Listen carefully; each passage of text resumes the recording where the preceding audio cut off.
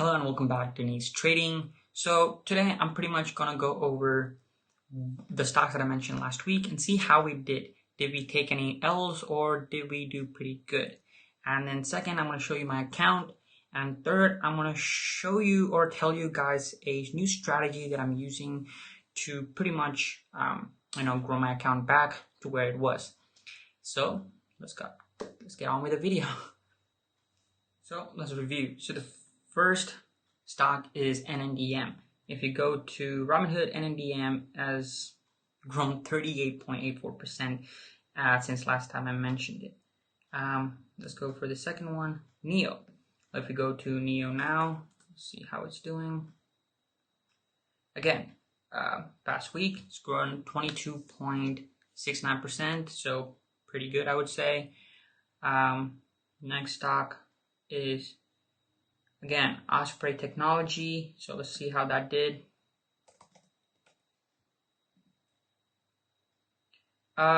Didn't go up too much or go down too much. Again, when I mentioned it was 11.55, again it stayed at 11.66, so not a big improvement. But let's look at the other stock. Again, Renee. So again, everyone's been talking about this, so let's look at SOL, 16.16. So when I mentioned it was $10 and now 16.16, and it's grown about, incredibly, it's grown 60%. So we've been hitting bangers out here. I'm gonna put a counter of how many L's or how many W's we took.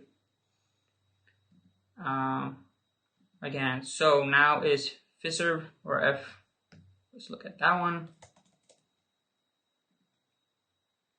So again, Fiserv also I think went up 3.27%. Last time I mentioned it was 119. Now it's up a lot. Not a lot, 3.2%, but I think this company has a good growth potential in the future. And okay, for stress so far, XC, let's look at that one. So this one again has grown, look at the week, about 2%. It's not too bad, but it's not great either. We'll take that as a dub. Salesforce, so let's look at CRM real quick. Salesforce actually doesn't look too good. 212.45, 212. I don't think that's an L, but I don't think that's a dub either. But we'll count that as a dub because we want all the dubs we can get. So okay, cool, that's fine. BioMarin, I think this one, I don't know, man. BMRN, let's see how that does. So again, this one is 76.89. It did go down than last time, so we took an L there. But I still think, oh, whoops, let's not go too far ahead there. Okay, next one's Apple.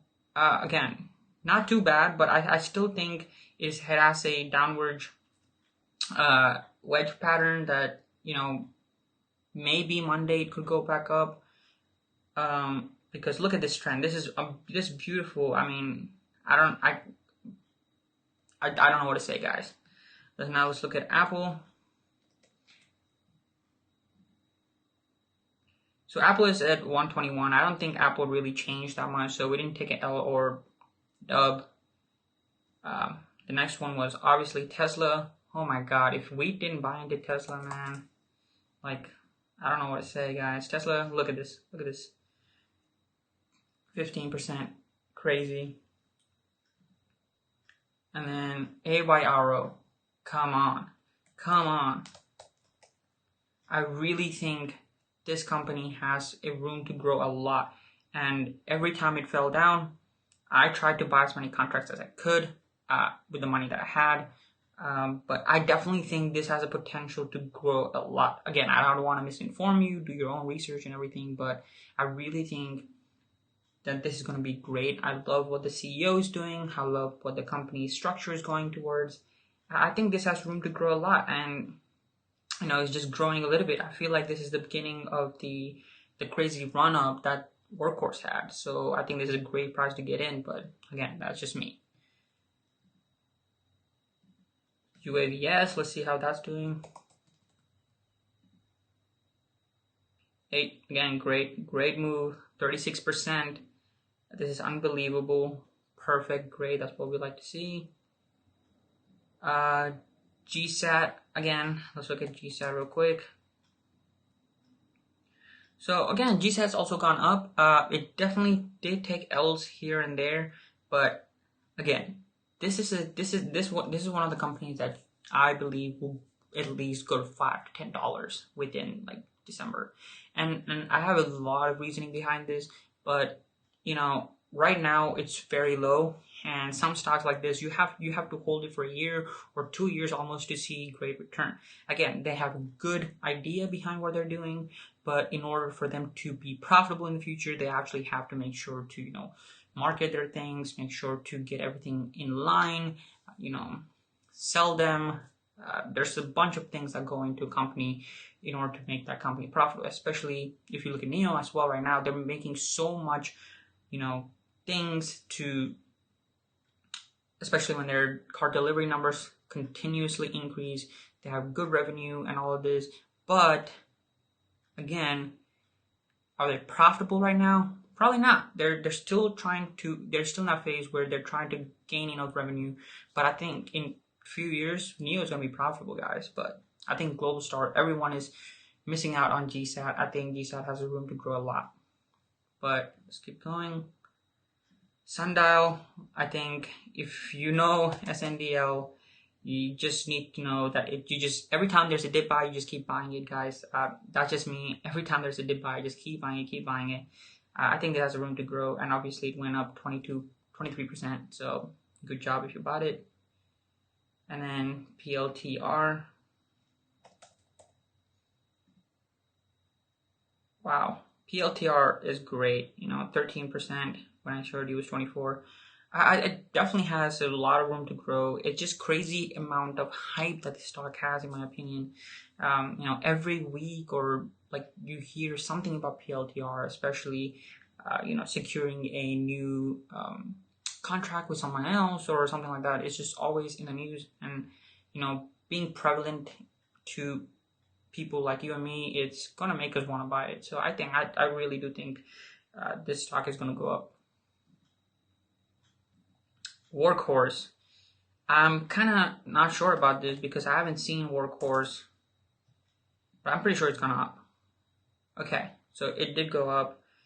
Again, main reason Cathie Woods, ARK Invest buying into this. I think if they see a potential, then it's up to you guys to decide. But I think, this is very low. It's very cheap, especially Workhorse. Looking at the 3-month chart, look at the highest point of 40 and then again 32. There's absolutely no reason for them to be $16, especially not getting the USPS contract. Of course, everything that Workhorse was trying to get into was based on the USPS contract, but I think they have room to grow. Let's look at the other ones. CCIV. Ooh, this one's a iffy. Again, CCIV will grow, right? It's a competitor for Tesla and all of that. And again, it's kind of second in my list when it comes to EV markets and cars, especially. I think NIO goes second, Tesla always goes first, and then CCIV comes third. But that's, again, third is pretty good. So it definitely went up 10% from last time when I said. Well, that wasn't 30 seconds. But yeah, so those are all of them.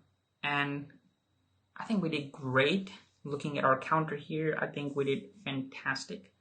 Now what I'm going to do is I'm actually going to go show you my account, and I'll see you there. So welcome back, guys, and this is how my account's doing. My account's up 15.53% from last week. If you go and see, last week I think we started out around right here, which was 14.5, something around there, and we've gone up and down, up, down. So there's been a roller coaster of movement, but I did implement a new strategy that I'm currently using, and I'm pretty much going to share it with you because why not? I want you guys to grow with me, so I hope the strategy helps you guys grow with me. So let's get on with it. Alright, so welcome back, and know that this strategy is working for me currently, and if you want to implement it, please do so. If you don't and you just want to see what I'm doing, then that's good too. Just make sure to, learn along as you do this strategy. So what I do is, again, this is also not as risky as just buying call options or put options, but it's also not as safe as swing trading. Swing trading is pretty much when you buy a stock, hold it for a certain amount of time, and you see the stock price goes up, then you sell it at that high price and profit the difference, right? Pretty much, we're kind of doing the same thing, except we're doing with option plays. And what I'm doing is, first, what I do is I look into a stock that has very high volume, and there are multiple other things that I look into, but I don't want to bore you with the details. But make sure you look into a stock that has good high volume and has good revenue and everything else. And if you want to look into that, I'm pretty sure there are videos outside how to screen certain stocks that you're looking for. But let's just say you found a stock such as Apple or NIO or Palantir or whatever. What you're going to do is very important, okay? There are two things that you could do. One is buy a call option for that exact week. I know, whoa, this is crazy. Why are you telling me to do this when you already told me in my previous videos to never buy a call option for that specific week? I know, but let me tell you what I'm doing. So what I'm doing is I'll buy a call option for that specific week on Monday. Okay, notice that this is on Monday, so I still have 5 days for it. But what I'll do is I'll buy it that week. Okay, let's just say I'm buying something for PLTR, right? And this is all hypothetical, so I'm going to give you hypothetical numbers, not real numbers. But let's just say the Palantir stock right now is $10.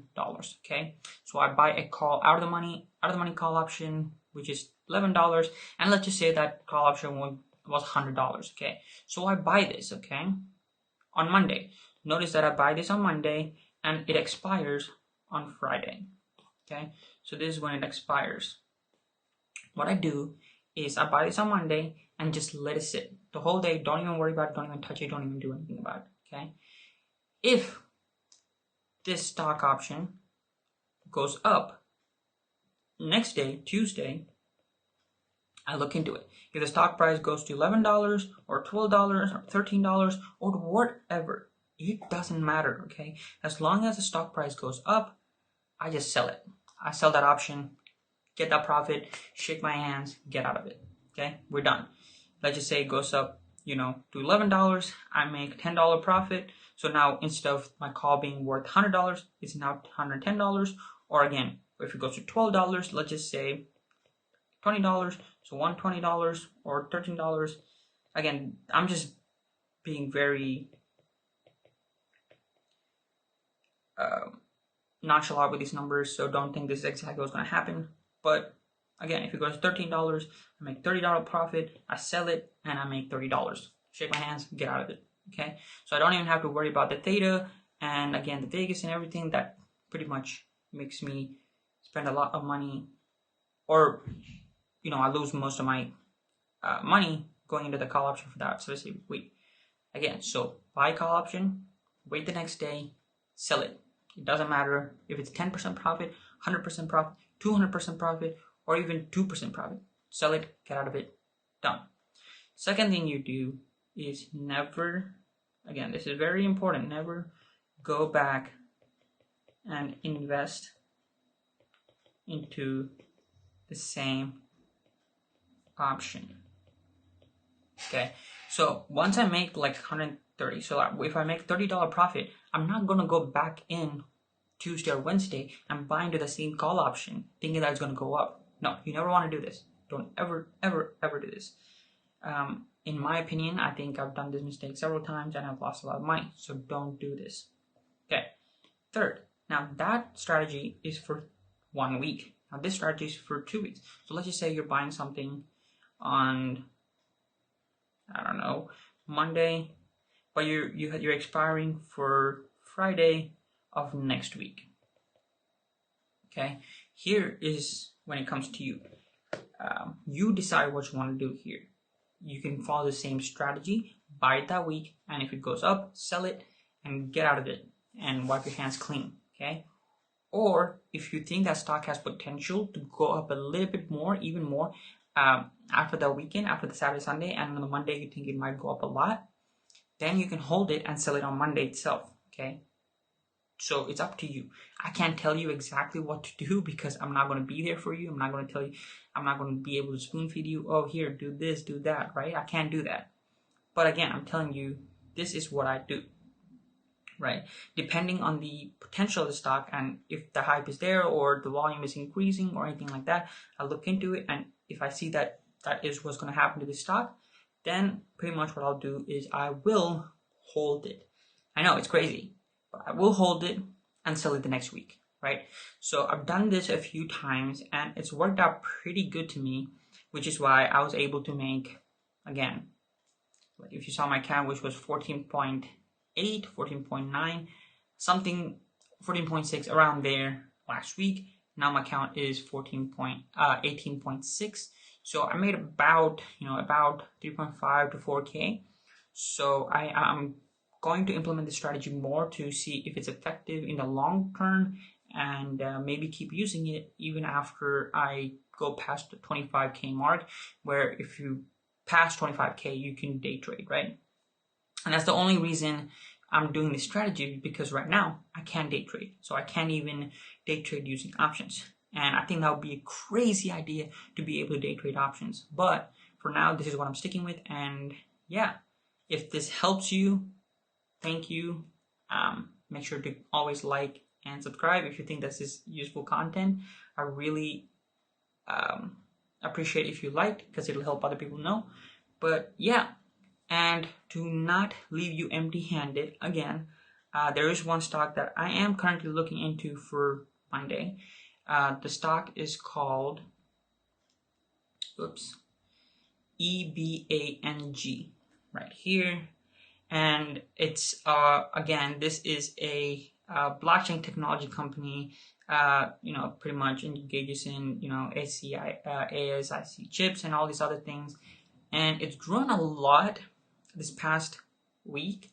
And if it has a potential and room to grow, I think it might grow a lot more in the coming days.